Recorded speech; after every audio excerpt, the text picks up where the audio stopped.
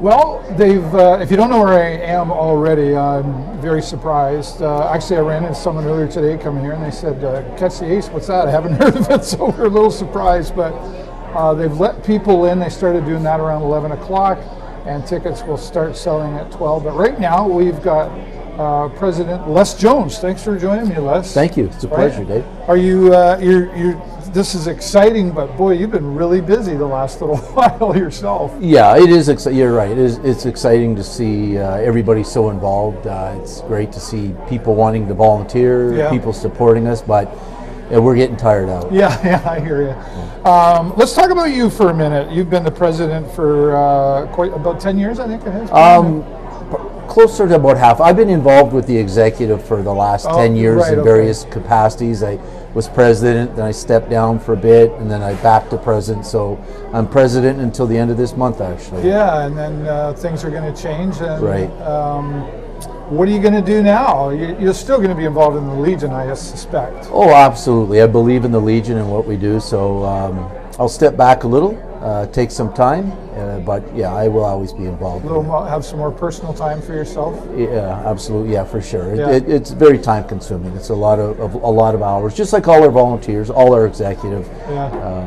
They put in a lot of hours to make this Legion so successful. Yeah, and I know it is dear to your heart. You were a Sarnia police officer for I think like 30 years. 30 years, yeah. Yeah, and then before that, I served for 4 years in the Canadian military. Yeah, that's right. And some things that the Legion does, and thanks for your service, by the way, Les. Thank you. The Legion, I've had this conversation with many before, and it's like you think of the Legion, you think about old guys sitting around the table, drinking draft beer, telling war stories. And while some of that is still a piece of it, and it's certainly supporting our current military and those who are away, there's other things going on here at the Legion besides that. Yeah, so it was started by veterans. It was a veterans club. Yeah. But the business model, like everything, has to change over the years. So we do let civilians be involved, family members, and so we are here to support the veterans. We always want those veterans in here, for sure, exchanging stories. We actually have at this branch we have 2 coffee dates each month where they come in, they get together, and they just talk about old times and check on each other, have a coffee, some cookies or donuts or something, and so that camaraderie is still there with our veterans. And we're always trying to attract more veterans and stay connected to fulfill our mission. But we're also very involved in the community. The Legion always has supported the community, and that's part of what this Catch the Ace is doing. Yeah, absolutely. And I mean, it's and I talked with Katrina Henderson recently. I interviewed her, and she talks about like her boys being involved and herself, and it really is important. I learned a lot talking with her, and I've talked with you many times over the years. It's something we take for granted, quite honestly. That's why I do say thank you for your service in whatever capacity that is, because we walk down the street every day and live our lives, however we're going to do that. Yeah. But somebody's taking care of us and looking out for us. And when I say take for granted, I don't mean like we don't care about it. We just really don't think about it. So it's really important to keep that, like Remembrance Day, obviously a huge day, but the Legion has done an excellent job of keeping that memory alive, from the bricks down, at the corner of Christina and stuff like that.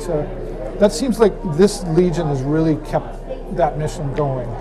Yeah, again, we have great people that are involved, and you're right, that's very important for the Legion, very important for the country to never forget. And you're right, we are very fortunate in Canada because we haven't seen the tragedy of war come to our soil. No. You get a far different reaction when you go to, say, Europe, how people feel, because there's still people around that live through those horrors. Yeah. So yes, it's very important that we never forget the sacrifices that our men and women have made across the world, either in conflicts, wars, or in peacekeeping missions. So that is also one of the pillars of the Legion, is to promote remembrance. So we try to hold as many commemorative ceremonies as we can throughout the year, and educate the public and keep it in the public eye, so we never forget. Yeah. What do you do? What kind of things do you do? Like currently, some people who are away right now in service, to try to keep in touch with them? Yeah, so we're involved with different organizations, like kids organizations, where we try to get care packages to them. It might even be shipping Christmas cards over to people overseas. And now, of course, the tempo since Afghanistan has slowed down. We do currently have some people in places such as Latvia. Yep. So, yeah, we do try to stay connected and do what we can for those folks and their families at home. Yeah, right. That's a big part of it. There's I'm missing Daddy. Well, back to Katrina's story. Exactly. So there's all these people that either mom or dad, depending on who's deployed, is running everything at home on their own, and it takes a toll on the families at home too. For sure. So we if we can support them, we support them as well. Let's talk about some logistics here. Les, parking. I know the Legion's been very conscious actually of the parking, and it's not a perfect world for sure. But you guys have worked hard. Like, you've got the shuttle going on and the parking. Talk about that. Yeah, so you don't have to live in Sarnia very long to realize that parking is always an issue downtown. And then when we bring in this many people, of course it's going to be an issue. And we try to do what we can to mitigate. So we did do the shuttle. We've talked with the city about areas where there is free parking after a certain hour, and people just themselves they'll have a group that gets together. One person purchases all the tickets. Yeah, right. So each week we have a debrief after, and we try to improve things and try to figure out how we can make less of an impact on the downtown area with parking.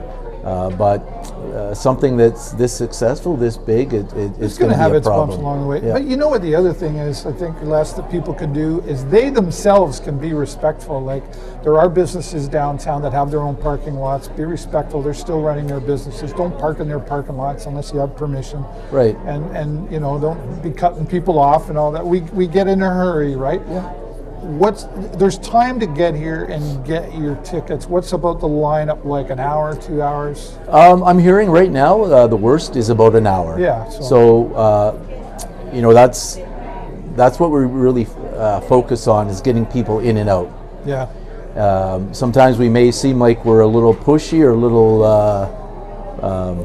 rude, but we're just trying to get people trying through. to expedite things. So for two reasons. We want to make sure everybody that wants to play gets a ticket. Yep. We also want to make sure we can get people in and out of the downtown area to stop the congestion. Yeah. So that's it's a lot of it's line management to help mitigate the number of people downtown. Yeah, I think you guys have done a really good job. Well, thank you. And I know you've got. I'll have to show it later, but you got this giant ticket bin over here. Oh. You had to get a bigger one. Yes. Where did you get that from? Actually, some folks from the Niagara Falls area, they were watching us on online, and they had this stored in a shed on their property, I guess. Yeah. And they called us up and said, "Hey, come and get it. It's yours." So a couple of our volunteers drove down with a trailer and picked it up, and we had a few little, we had to take it apart and put it back together, so there was a few little issues at first, but now it's running smoothly, and there's the positive power of social media. Absolutely. Yeah, that's for sure. Well, congratulations on your time as president and executive with the Legion, and again, thanks for your service. And I know you're still going to be hanging around here. Are you singing any karaoke later? No.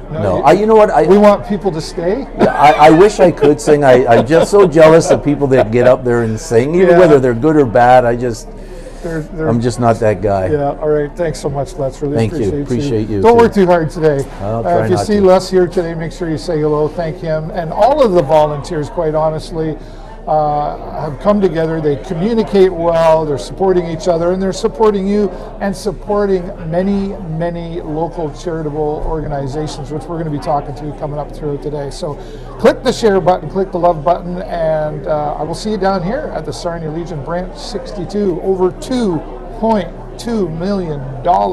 Thank you very much.